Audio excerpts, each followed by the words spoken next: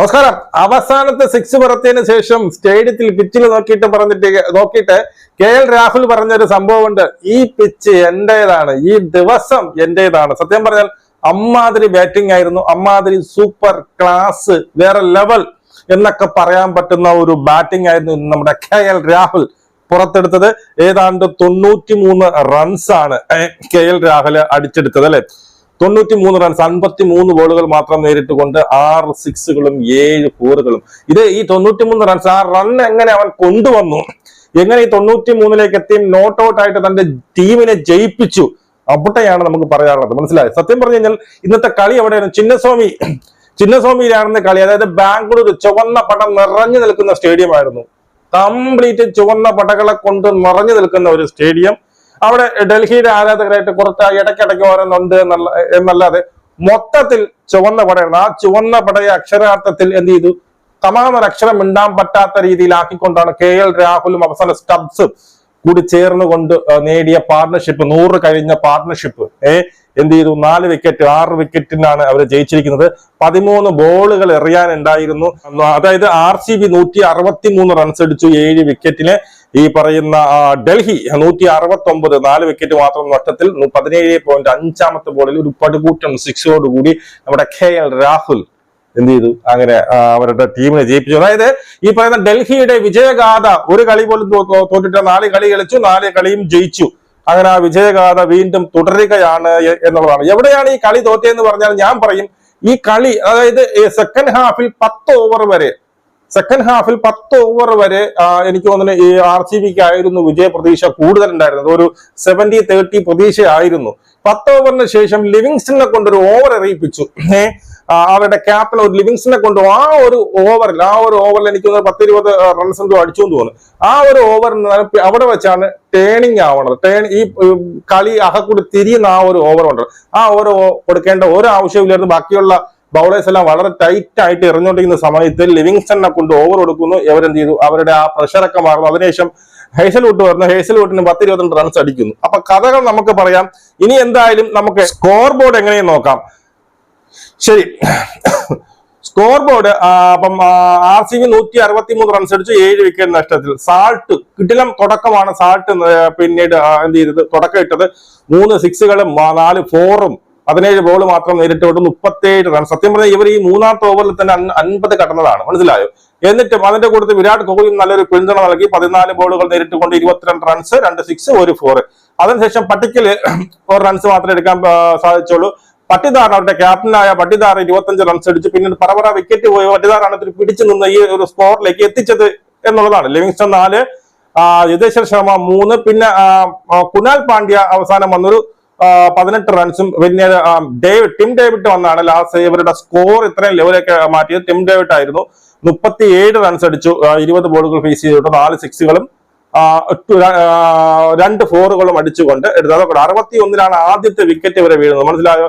പിന്നീട് 64-2, 74-3, പിന്നെ 91-4, അങ്ങനെ പറ വിക്കറ്റുകൾ വീണു എന്നുള്ളതാണ്. അവിടെ വിക്കറ്റ് കിട്ടിയത് വി നിഗത്തിന് ഈ പറയുന്ന 2 വിക്കറ്റ് കിട്ടി. 18 റൺസ് മാത്രം വിട്ടുകൊണ്ട് 2 വിക്കറ്റ് കിട്ടി. അതുപോലെ കുൽദീപ് യാദവിനും 2 വിക്കറ്റ് കിട്ടി. പിന്നെ ബാക്കി ശർമ്മയ്ക്കും കുമാറിനൊക്കെ ഓരോ വിക്കറ്റ് വെച്ച് കിട്ടി. ഇതായിരുന്നു. അങ്ങനെ അവരെല്ലാരും കൂടി 163 റൺസ് അടിച്ച് 7 വിക്കറ്റ് നഷ്ടത്തിൽ. മറുപടി ബാറ്റിംഗിന് ഇറങ്ങിയ ക്യാപിറ്റൽസ് എന്ത് ചെയ്തു, 2 വിക്കറ്റുകൾ പടപടയെ പോയി. 2 അല്ല 3 വിക്കറ്റ് സത്യം പറഞ്ഞ പടപടയെ പോയി. ക്രോസ് ബാറ്റിംഗ് ചെയ്യാൻ വേണ്ടി ശ്രമിച്ചവരെല്ലാം പടപടയെ ഔട്ടായി എന്നുള്ളതാണ്. ഡുപ്ലസി 2 റൺസിനും ഈ പറയുന്ന ഫാസ്റ്റർ 7 റൺസിനും പിന്നീട് ഇമ്പാക്ട് പ്ലെയർ ആയിട്ട് ഇറങ്ങിയ പോറൽ അവനും 7 റൺസിന് ഔട്ടായി.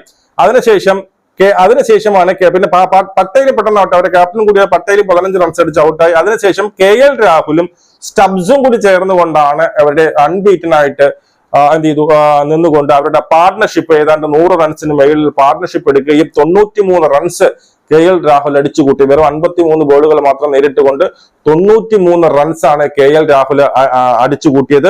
6 സിക്സ് കേട്ടോ, 6 സിക്സും 7 ഫോറും. സത്യം പറഞ്ഞാൽ ആദ്യം ഒരു പതുക്കെ തുടങ്ങിയ ഈ സത്യം പറഞ്ഞാൽ ഇന്നൊരു T20 ലെവലിലല്ല ഈ KL രാഹുൽ കളിച്ചതെന്ന് പറയേണ്ടത്.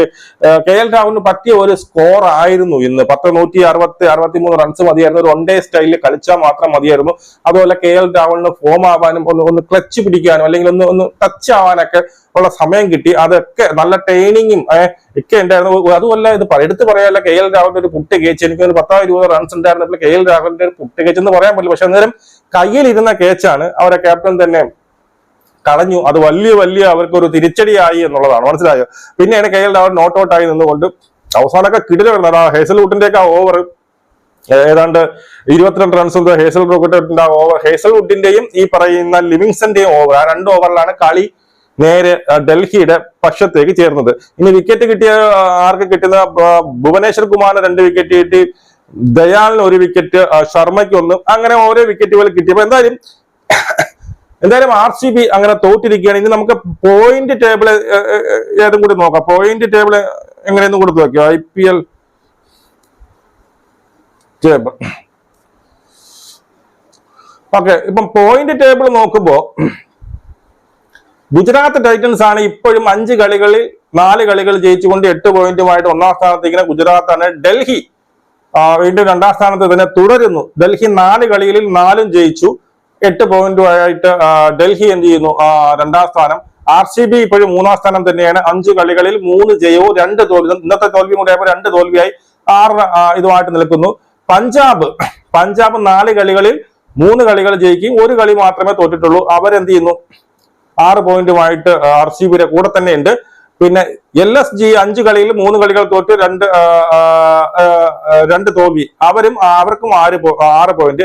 KKR കൊൽക്കത്തയ്ക്ക് 4 പോയിന്റുകളാണുള്ളത്. 5-ൽ 3 ജയിച്ചു, 3 തോറ്റു, 2 ജയിച്ചു. പിന്നീട് RR 3 തോറ്റു. അതുപോലെ 5 കളികളിൽ മുംബൈ 5 കളികളിൽ 4 തോറ്റു. ഏറ്റവും അവസാനം എടുത്ത് പറയുകയാണെങ്കിൽ സൺറൈസേഴ്സ് ഹൈദരാബാദ്, എന്തുകൊണ്ടെന്ന് പറഞ്ഞാൽ കിട്ടില്ല ടീമാണ്, പക്ഷെ തോറ്റുകൊണ്ടേയിരിക്കുന്നു. അതുപോലെ CSKയും 5 കളിയിൽ 4 തോറ്റ്, 1 കളി മാത്രമേ ജയിച്ചുള്ളൂ എന്നുള്ളതാണ്.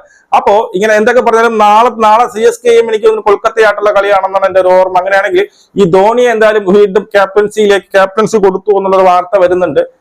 മറ്റവനെ എടുത്ത് മാറ്റിക്കൊണ്ട് ധോണിയെ ക്യാപ്റ്റൻസിയിലേക്ക് വീണ്ടും കൊണ്ടുവന്നാലും എന്താണ്, അല്ലാതെ വേറെ പ്രയോജനമൊന്നും ഇല്ല. ഇപ്പോഴേ സ്റ്റംപിങ് മാത്രമേ ഉള്ളൂ, ഇറങ്ങത്തില്ല. 18ാമത്തെ ഓവറിൽ ഇറങ്ങും, 1-2 4 അടിക്കും, തല എന്ന് വിളിക്കും എന്നുള്ളതല്ലാതെ വേറെ പ്രയോജനമില്ല. അപ്പം എന്തെങ്കിലും പ്രയോജനം ഉണ്ടെങ്കിൽ അവന്റെ ഒരു ബുദ്ധിയിലായിരിക്കും, അവന്റെ ക്യാപ്റ്റൻ തല വർക്കായി കുറച്ച് അങ്ങനെയെങ്കിലും കളി ജയിപ്പിക്കട്ടെ, എന്നിട്ട് അടിച്ചിട്ടോ ഒന്നും നടക്കുന്നില്ല. അതുകൊണ്ട് ക്യാപ്റ്റൻസി എങ്കിലും അവന്റെ ആ ബുദ്ധിയെങ്കിലും എന്ത് ചെയ്യാം, കുറച്ച് ഉപയോഗിക്കാം എന്ന് കരുതിയെന്ന് തോന്നുന്നു.